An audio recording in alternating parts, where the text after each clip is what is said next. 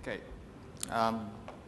Yeah, I get the easy part of the presentation. I'll talk about the opportunities of investing in Vietnam. But you have heard my colleagues talking about the problems in the banking system. Clearly, in Vietnam, the banking system needs recapitalization because my colleagues just estimate that the NPL ratio estimates should be anywhere between 15% to 25% of the loan book are NPLs.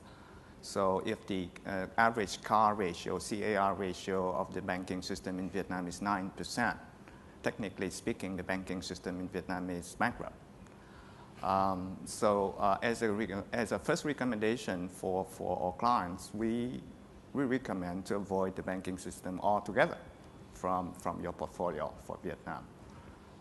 If you have to hold one bank or two banks, we have a few recommendations for you, but it's not going to outperform. The problem with the banking system in Vietnam seems like it will drag on for some time.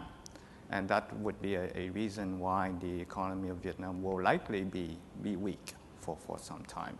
Because the banking system is the engine of development of the economy in Vietnam. Why? Because the Vietnam economy depends a lot on the banking system. Total banks to GDP in Vietnam is 130% of GDP are bank loans. So the other sources of financing for businesses are quite limited. So therefore, in general, small caps suffer a lot because of the banking crisis. They have difficulty in accessing credits. So basically, as a second recommendation, focus on the larger cap stocks because they are better equipped to access credits and to be able to continue to grow. How does that work here? Okay, as a big picture opportunity for Vietnam, there are two free trade agreements which are coming up for Vietnam. One is the TPP, the Trans-Pacific Partnership Agreement, and the second is the AEC, the Asian Economic Community Trade Agreement.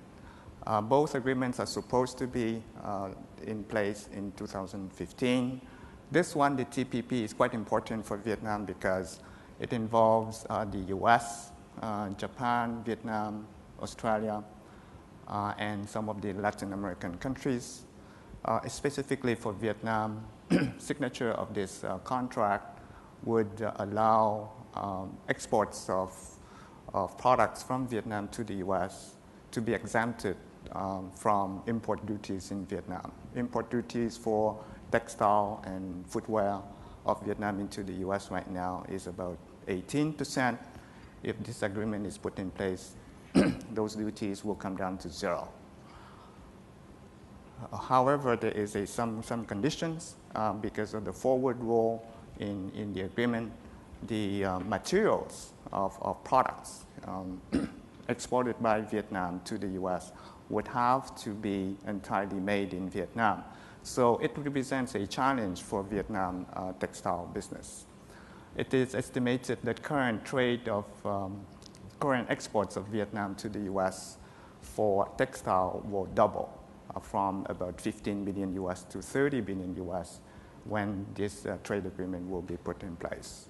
But as you know, in Vietnam, we don't have cotton and we don't have polyester. So we import cotton and polyester.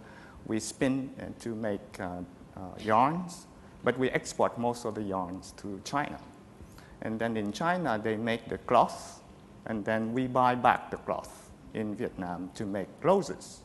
Once that we have the clothes, then we export the finished garments to the US.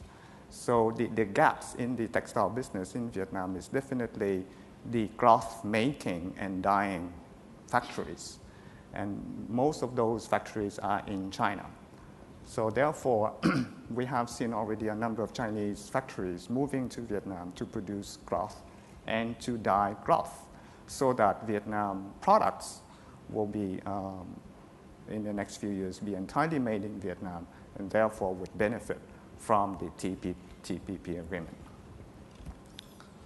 So there are a few listed companies in the textile business in Vietnam which already outperform in view of this upcoming